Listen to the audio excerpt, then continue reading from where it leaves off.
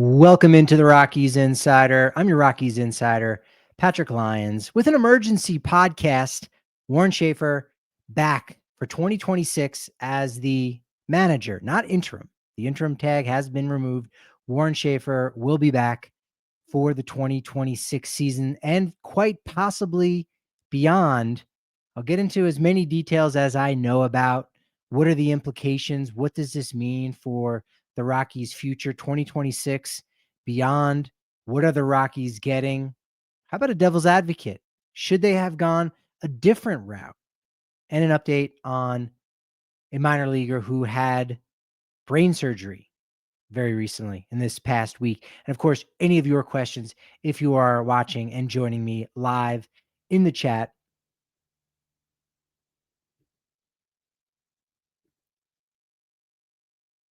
Hmm.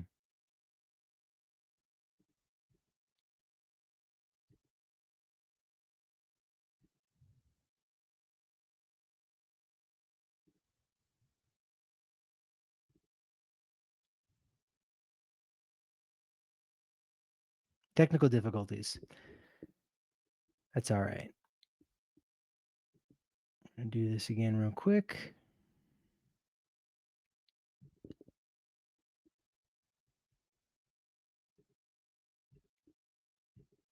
Give this about 30 more seconds, and then we'll just dive into it. Yep. All right. Take two. So Warren Schaeffer is going to be back for the 2026 season. This is a young man in terms of being a manager. 40 years old, was the second youngest to be at the helm for a team this past season. Only Ollie Marmol was younger. But when Schaeffer took over on May 11th for a team that was sinking very quickly on May 11th, they were projected to lose 134 games. And yet, despite the fact that the Rockies still ended up losing 119 games, that was a 15-win turnaround. And in fact, they played much better than that to only, quote unquote, only lose 119 games. So Schaeffer going to be back, 8th official manager in franchise history. Rockies went 36-86 from the point in which he took over, winning percentage under 300. So over the course of 162 game season, that is 114 loss pace.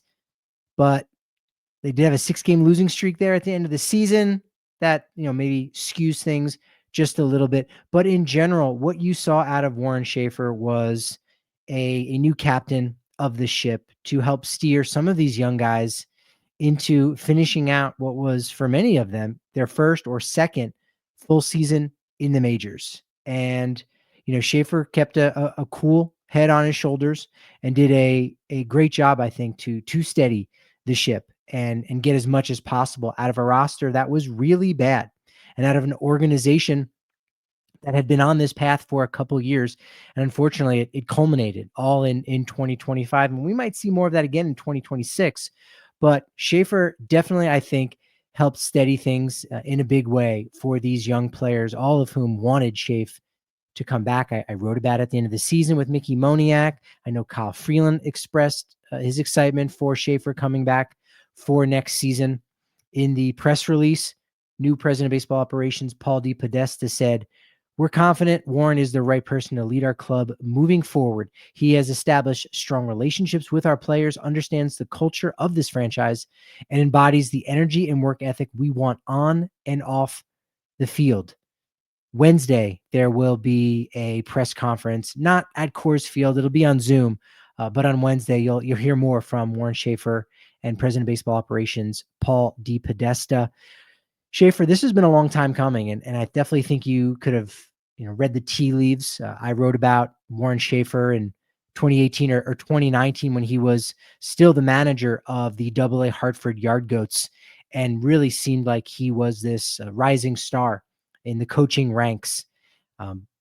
Wasn't able to parlay, his collegiate career and a stint in the minors with the Rockies to a place in the majors as a player, but definitely had big leaguer in terms of a coach written all over him.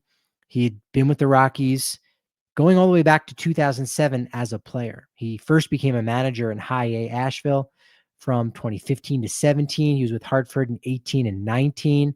Then he got the manager spot for the AAA Albuquerque Isotopes just ahead of the 2020 season.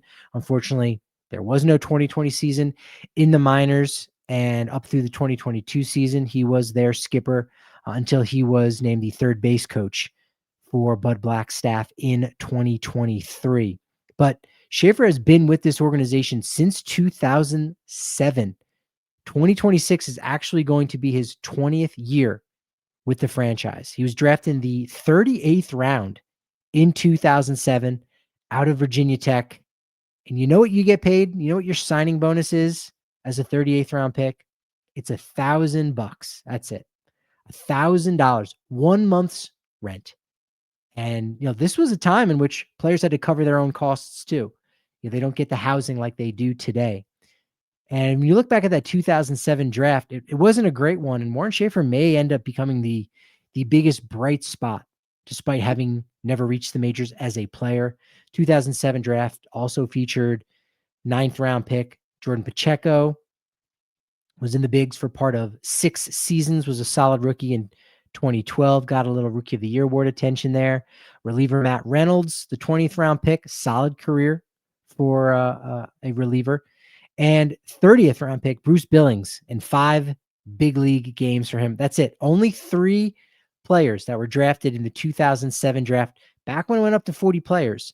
Only 3 of them were drafted, signed by the Rockies, and made it to the major. So when it's all said and done, the 2 best selections for Colorado in 2007 in the 2007 MLB draft may be manager Warren Schaeffer and potential Hall of Famer Chris Sale. That's right. He was drafted out of Lakeland High School in Florida, but did not sign. He actually went to Gulf Coast University, or Florida Gulf Coast University, and went 13th overall in 2010, got a $1.6 million signing bonus. But no, Rockies can't take credit for that at all. Now, Patrick Saunders of the Denver Post was the first to break the news that Schaeffer was going to be coming back for the 2026 season. He also said in his article that this is going to be a multi-year deal. We don't know if it's going to be 2 years, 3 years, 4. I don't know. I initially thought this was probably just a 1-year deal to bring him back, but he gets at least a 2-year deal, which is good for him, and he should. He shouldn't go into this season as a lame duck, right? This is a move that makes sense. Some of the comments that I've seen on social media have been pretty mild. Of course, there are people going out there making their comments about how bad of a move this is, and it shows a certain level of complacency when you look at, what his winning percentage was last year. But look at the roster, right? The devil's advocate, I have to say to anybody who thinks this is a bad move, I can understand if you don't think it's a great move, but I don't know what would have been a great move for the Rockies in 2026 as their manager. There's simply nobody that's going to come in to that clubhouse and make that much of a difference where you're going to think or feel differently about the Rockies. Player personnel is a huge part of having success at the big league level, and coaches can help that. They can improve upon players. They can get more out of big leaguers. But if the roster just isn't talented, and we've been seeing it for the last few years, it's getting worse and worse and worse. There's nobody that's going to be able to hold down the fort over the final 5 months like Warren Schaeffer did. So he was able to bring that stability to the organization. I've said since the offseason began that Schaeffer did deserve to come back, and I thought it made the most sense that he would return as manager, because from a strategic standpoint, if you are the new president of baseball operation or general manager, you've got an easy scapegoat if you want one. Now, certainly I don't want this to happen. I hope it doesn't happen.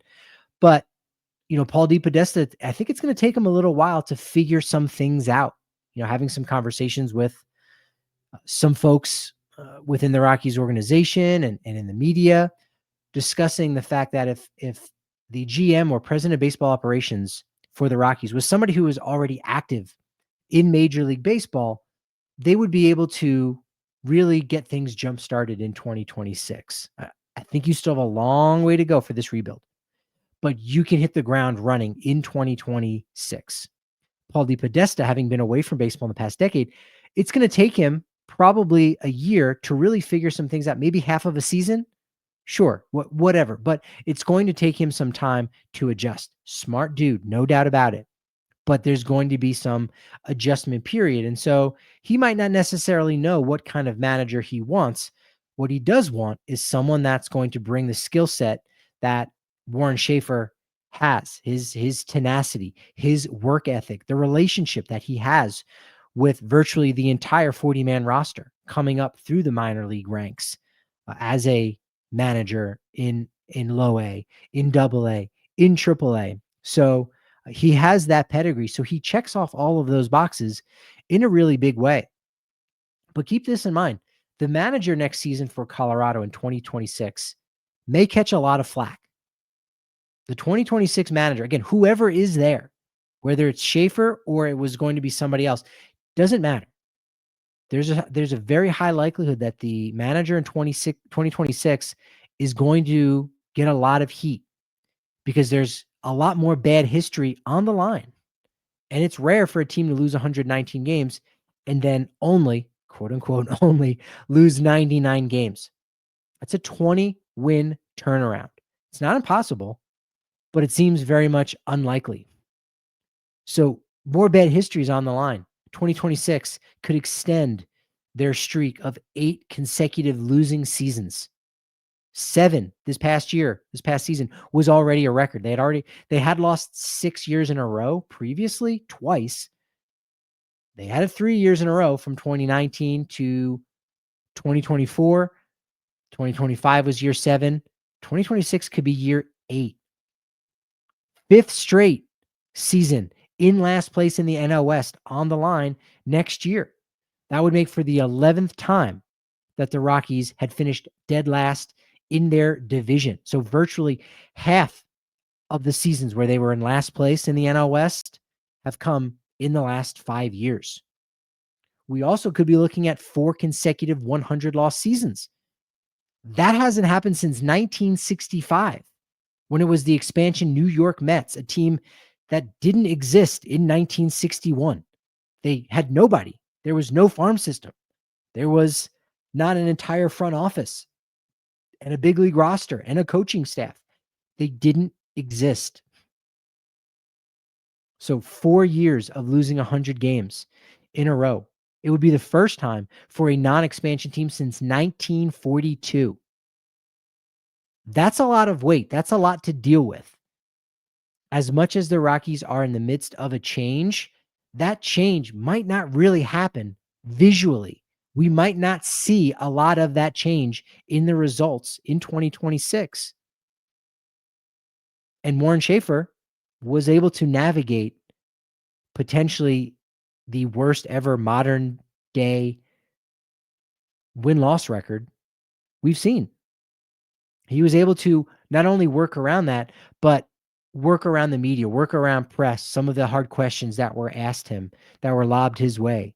He was able to, again, work around some of those things and not totally blow up and get inflammatory, which might be hard to do if you are brand new to this organization and maybe you want to see more changes and you're not getting it yet. So I think Warren Schaeffer really fits the bill in a big way. If they do lose 100 games next season, that's going to put the entire organization under yet another microscope, because 2027 would see them battling to avoid becoming only the second franchise in baseball history to lose 100 games for 5 consecutive seasons. Unheard of. But Warren Schaeffer, not only do I have confidence that probably won't happen in 2027, we won't know. There's no way of knowing until we see what 2026 looks like. So I can't even say probably.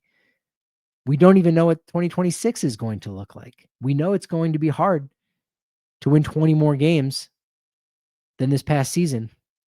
But Warren Schaeffer, I strongly believe, did more than enough to show that he deserves to be back. He deserves to get another opportunity to be a manager and try to get the most out of this roster and not just have his name attached to one of the worst teams in baseball history. That's going to happen regardless.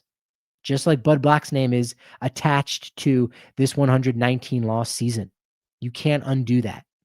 You just can't. But Schaeffer at least has an opportunity to show, with a clean slate, mind you, a clean slate, to show you what he can be capable of as a manager of a team and what he can be capable of with a new front office that's learning some new things with him, collaborating in that way. That's a key part of being a manager. A manager is really no longer a field manager in the way that it used to be that. Now you're more of a clubhouse manager. Now you're managing personalities. Now you're managing the communication between what the front office wants and what the players want. Striking some kind of balance to that. And Warren Schaeffer, I thought, did a really good job of that. In 2025, he's going to need to do an even better job of that because there's new voices in the front office. Not even just new president of baseball operation, Paul DePodesta. Not even just whoever becomes the general manager, unless the Rockies go in-house with someone like a Danny Montgomery. That would not surprise me. You're also talking about in the front office, new team president, Walker Monfort. These are new voices.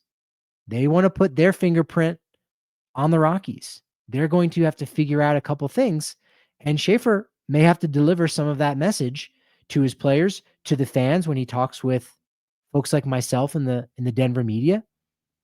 So I think Warren Schaeffer checks off more boxes than I think you're going to check off with just about anybody else. Again, I don't want to keep coming back to the potential for him being used as a scapegoat and being thrown under the bus should they have another catastrophic season in 2026. But that makes for a convenient narrative for Dick Monfort and his family should it go that way. That, hey, you know what? I know the Paul DePodesta era may not have gotten off to a great start, but we're going to chalk it up to our manager, Warren Schaeffer. And so we're going to go a different direction for 2027. Or because this is a multi-year deal, they do that after 2027. And instead of a 1 year of figuring things out, it's 2 years of treading water, which the Rockies have done a lot. They're fine with treading water, unfortunately. They have been doing a lot of that. So could they even possibly tread water for the next 2 years? Maybe. Maybe. As sad as that might be to think, that could happen. And it might not be as bad as it's been because there's going to be somebody new in charge, making different decisions, analyzing data, creating new data to analyze in a different way. So perhaps it won't be that bad. But with a potential lockout coming next winter and the new rules that come about, again, are we going to miss baseball? Are we just going to miss a majority of spring training? And then it's going to be this rush drinking from the fire hose. It's going to be a rush to sign players, acquire players. The last time we had a lockout and the Rockies had to figure out what they were doing, they reinvested over $300 million in the roster before the 2022 season. More than half of that investment going to Chris Bryant. I don't think they're foolish enough to do that again, but 2026, wait and see. Let DePodesta figure some things out for this organization. There's a lockout. Don't do anything too brash. Don't be careful. Tread water in 2027 with the new CBA. Figure out what the new strategies, the new advantages are, and then implement that in the 2027-2028 offseason. Could something like that happen? Absolutely. Is that what the new front office and the Monforts are selling you? No, they're not selling you that. But could that very well happen? Could they find a way to say, look, it's all right. Here's why we're doing what we're doing. They don't have to do it that way. But I could see that going down like that. And if you tread water for 2 years and you lose 100 games for 5 consecutive seasons, you can say, well, Warren Schaeffer was there for 3 of those 5. That's going to buy us some new time. Let's see if we can bring in some new fans at the start of the 2028 season with our new manager. As sad as that scenario might be, and as realistic as you might think it could be, it could happen. And that's unfortunate because Warren Schaeffer deserves a lot better than that. With everything he has given this organization, he deserves a lot better than that. Now, Rockies don't typically throw their people under the bus. Then again, they do take care of their people when it is time to go a different direction. Bill Schmidt wasn't thrown under the bus, but his time was up. He got more than enough time, and he's gone. So he wasn't thrown under the bus. But you can certainly look and say the Rockies thought he was a problem. Bud Black, same thing. He was let go. He was obviously part of the problem. That's how the Rockies would have you think. So Warren Schaeffer back for 2026 for what appears to be for at least 2 years, according to Patrick Saunders. We'll see how good those 2 years will be. On my last pod from Monday, I talked about all of the players who were tendered contracts or who will be tendered contracts. I did forget the newest Rocky, Brennan Bernardino, the reliever who was acquired from the Red Sox in the Braden Ward deal. He's projected to make $1.1 million. Very affordable. Tropicana Field back for 2026. I think they put the last panel up on the stadium. Rockies are going to have to wait to play back at Tropicana Field in St. Petersburg until 2027. Rays visit Coors in 2026. If you remember, at the beginning of this season, Rockies opened up their 162-game marathon against the Tampa Bay Rays. However, it was in Tampa at Steinbrenner Field. They managed to win one of those 3 games there at the Low A minor league park. Rockies, believe it or not, have only won 1 game at Tropicana Field in 9 tries. They've had 3 visits to St. Petersburg, 2004, 2019, 2023. And the 1 win in their 9 games down there actually came in extra innings. So Colorado's still waiting to win their first 9-inning game at Tropicana Field. Good news. Good update from Braylen Wimmer. He, on November 1st, was participating in the Arizona Fall League, a very much a sleeper prospect. I think a lot of people might not be aware of, but 24-year-old utility infielder, outfielder, was heading to the ballpark in Scottsdale with some teammates. Had an unfortunate seizure, was rushed to the hospital, and was soon after diagnosed with a brain tumor. 24 years old. He did just a few days ago have brain surgery, had to stay awake during the entirety of it. A speech pathologist was there with him, asking him questions about being a professional baseball player. And whether or not he's able to get back onto a field is neither here nor there. That's something to worry about down the line after he recovers. But he's still in the process of recovering. And you got to root for this young man because, when asked, hey, why? And again, whether it's his girlfriend, whether it's his family, whether it's friends, teammates, why does this happen to a 24-year-old young man, young person, a healthy 24-year-old? Why does this happen? And Braylen Wimmer said in a great article I recommend you check out on Rockies.com. You can probably find it on MLB.com, written by my pal Manny Randhawa. Wimmer said, quote, because I can handle this. And maybe that's my purpose. So one day I can help others through similar cases, end quote. So Braylen Wimmer, wishing him nothing but the best of luck as he continues to recover. Fantastic article. Highly, highly recommend you do check that out over on Rockies.com. Manny Randhawa. Appreciate everybody dropping by. Hit me up over on the social medias at Patrick D. Lyons, at Patrick D. Lyons MLB, and the Rockies Insider channel over on YouTube. Appreciate all your support.